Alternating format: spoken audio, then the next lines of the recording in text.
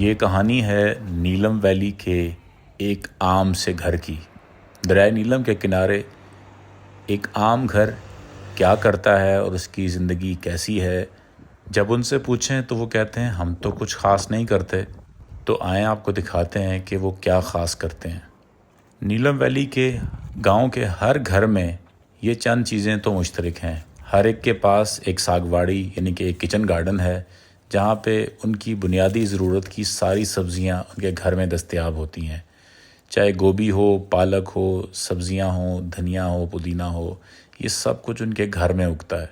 مرچیں، ٹماٹر، بینگن، کدو، ٹینڈے، یہ سب کچھ ان کے گھر میں اگتا ہے۔ سونچل سے لے کے بنیادی ساری سبزیاں ان کے گھر میں اگتی ہیں، اور یہ کام ان کی فیملی، ان کے بچے ایفرٹ لیسلی کرتے ہیں، بغیر کسی زیادہ توجہ کے۔